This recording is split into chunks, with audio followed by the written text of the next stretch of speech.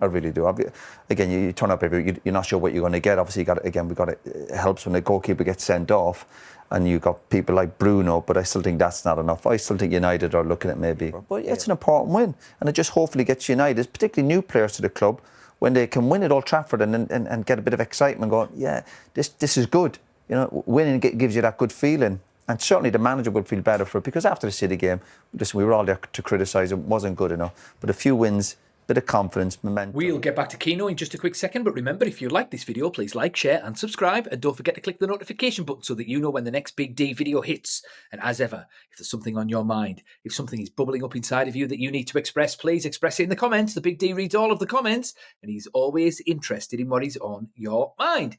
Anyway, in this clip, Roy Keane, legendary Manchester United captain, gives his brutally honest prediction about where Manchester United will finish at the end of Rúben Amorim's first full season. That's if he lasts for the entire season, because you never know what's around the corner. But yeah, he goes into detail about United's victory over Chelsea and how important it could be. But stick around for after the clip, because the Big D is going to be giving his thoughts on Roy Keane's short, sharp and sweet analysis of the current state of affairs at Manchester United.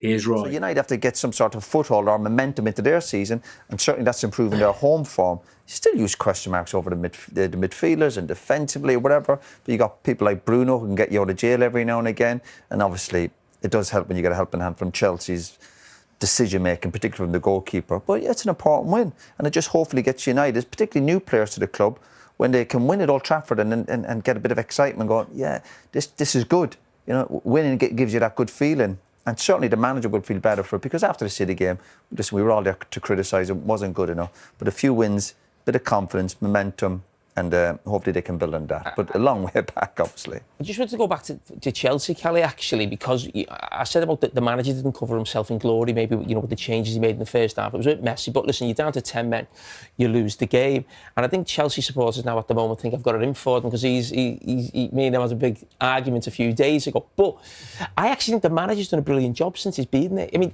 he's coming in year one. He's got them Champions League football. They were never in contention for the title. So Champions League football through the league. He's won the competitions he was in. Does brilliant to, you know, not just beat Paris Saint-Germain, but really, you know, take them to the cleaners in the World Club Championship. My criticism with Chelsea is the actual 3.5 years they've been there in terms of a club, and how you can still have that team. And we're saying no chance for the league. And Chelsea fans know that. If you go back to Chelsea teams winning the league, who did they have as goalies? Czech and Courtois. That just tells you all you need to know as a Chelsea fan. And my big problem with Chelsea is how, nothing to do with Maresca as such, but how 3.5 years in, but the money that's been spent, you turn up to Old Trafford with the goalkeeper and the centre-backs that you've got. It can't win you the league. There's no league in 100 years where the standard of those players in those positions for Chelsea right now can win the league. It just can't happen. But they can finish potentially in the top four. Where can Manchester United finish? I think it feels like it changes every week, and I feel like we're asking you the same question every week. No, I'm going to stick with what I kind of said at the start of the season. I still think about 8 or 9 would be decent for United. I really do. Again, you turn up you're not sure what you're going to get. Obviously, it helps when the goalkeeper gets sent off, and you've got people like Bruno, but I still think that's not enough. I still think United are looking at maybe 8 or 9. I mean, to be fair, Roy Keane is usually emotional. He uses opportunities to stick the knife in with Manchester United and to have a good moan, or to sort of wax lyrical about, you know, where's the fire, where's the character, where's the personality, and all of that kind of thing. But this little snippet here is, in fact, quite measured and quite accurate for a change, I suppose. And it's a welcome change.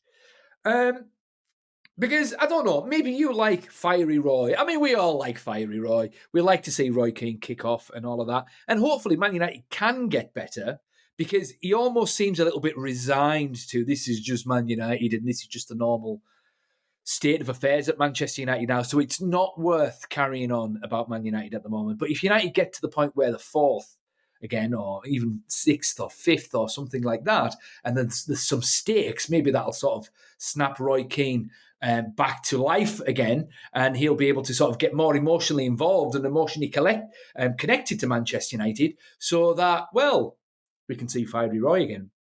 But yeah, I agree. I mean, there is some concerns about central midfield, and I've said it on numerous occasions on previous videos. We don't like Bruno Fernandes in central midfield. They seem a little bit weak in central midfield at times, and it would help if we had a little bit more steel in there. Steel allows Bruno Fernandes to flourish. But that being said, they played well against Chelsea. They were up for it.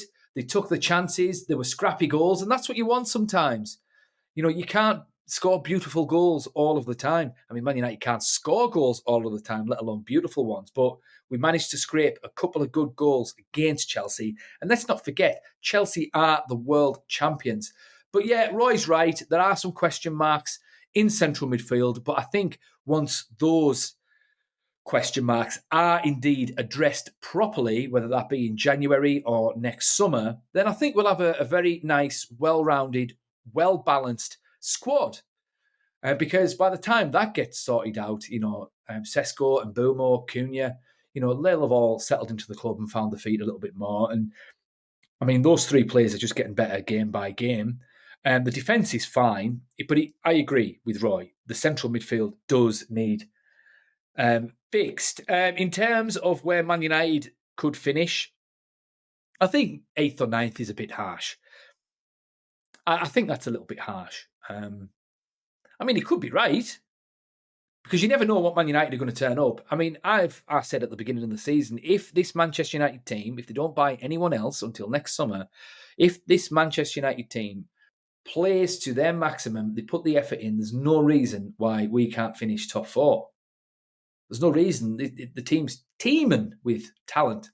But it's whether or not Rúben Amorim can get the right formula in that team, which he hasn't really done just now. But as I said on a previous video, we've had a really hard start to the season. We've played 2 of the main title contenders, 3 actually, if you count Chelsea.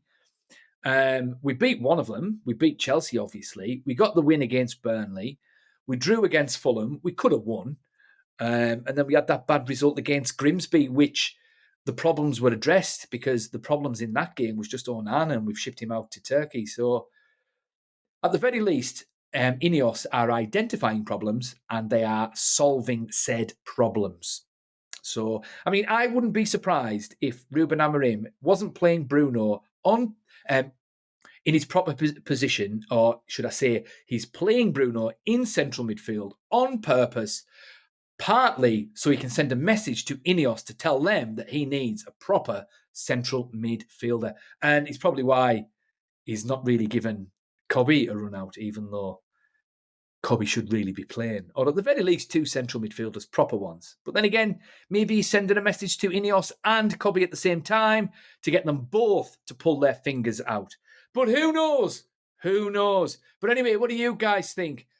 Can Man United finish higher than Roy Keane's prediction? Where do you think they'll finish? Thoughts in the comments. The Big D will see you in the next one.